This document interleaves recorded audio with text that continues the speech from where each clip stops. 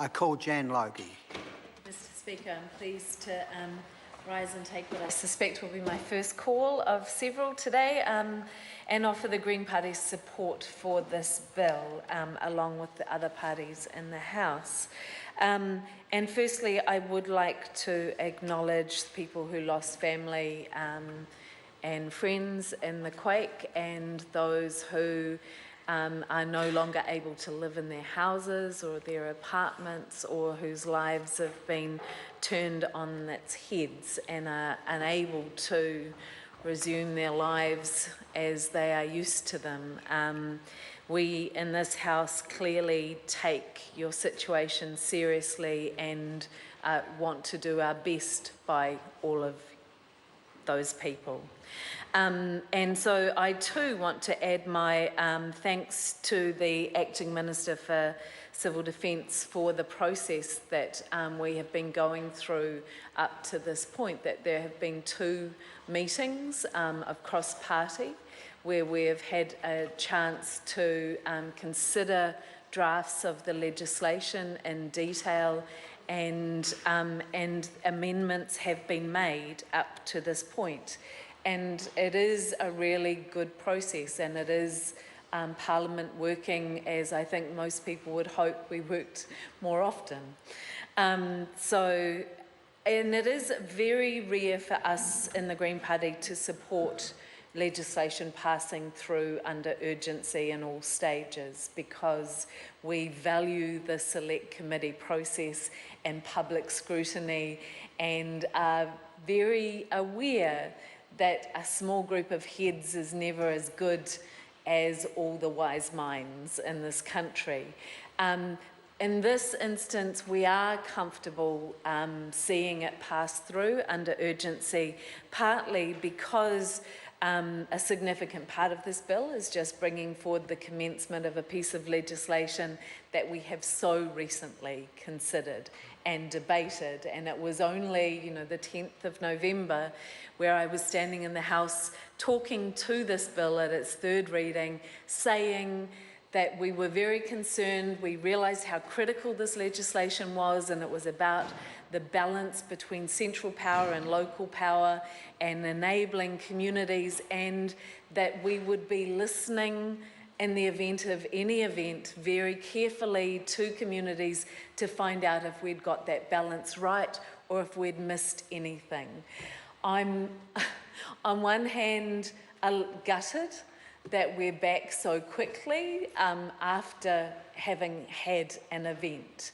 But I am really pleased that actually part of bringing this back is that the Minister seems to have listened to those local councillors who told the Minister that there was a gap in the legislation that we needed to address, and that is what we were doing. I was hoping it would be a longer time frame and we didn't need to be doing this so quickly, but here we are. That is the reality, and we have identified a gap. And I think that is the nature of disasters, is we cannot think ahead of time what is going to happen and what we need. So does need to be a process of constant iteration to make sure that our settings in policy and in legislation are right.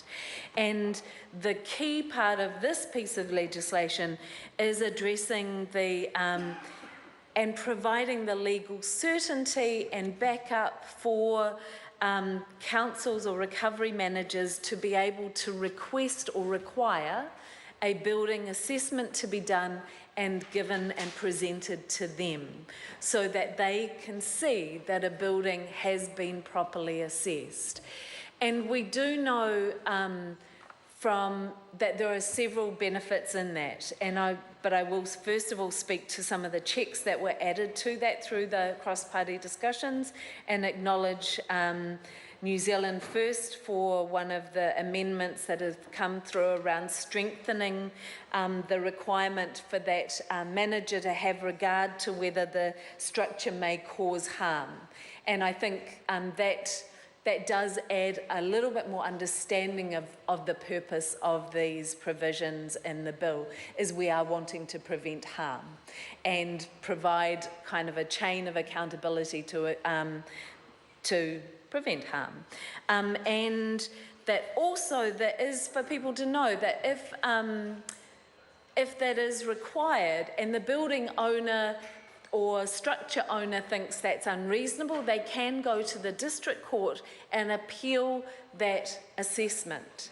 It won't stop them having to get the assessment done, but if the court upholds their concern that it was unreasonable and didn't meet the legislative requirement to ask for the assessment, then they would get the costs back for that work. So that is also another check that is in this legislation, that if any building or structure owner is concerned about, then we have thought through that balance of power. And I would also just like to mention there's been quite a bit of discussion in the debate so far about buildings and residential properties, and of course that's when so many of us know people that are worried about sleeping at night and their residential properties. That is going to be an immediate concern, but this also applies to structures where people may not be living in them, and so the owner of that structure may not have such an immediate prompt to get an assessment done. And maybe the council, if they are having that oversight of our areas, are more likely to identify if there may be need for an assessment of a particular structure. And so I think that is important for people to think about, that this is buildings, it is homes, and it is structures. But the whole point is about preventing harm. And I note that it is really good to hear too that Justin Lester, the Mayor of Wellington, has been in the media saying that this legislation, when passed, will be used by the council immediately, that they see a very clear need for it. And I assume that is where this clause has come from, was their desire for that clause. And I think that is good. And we do, and it has been traversed, that some people are feeling unsure, and that there has been, which is a natural reaction after any significant event, and an earthquake, it creates instability and uncertainty. And we do know that this will also create a baseline where the council will know that these buildings have had an assessment, and we'll know the standard of them. And that was some of the feedback through the Royal Commission after Canterbury, was that we should be seeking to have that baseline and standard, so that if there are significant aftershocks, then that can be our measure of the stability of those buildings at that time, and then we will know if there's another aftershock, the impact of that event on that baseline. So it is about immediate safety of those buildings, but it also helps us assess that over time in a way that I think is quite critical for those involved in the recovery to be able to manage. So, as said, the Green Party is very happy to support this legislation.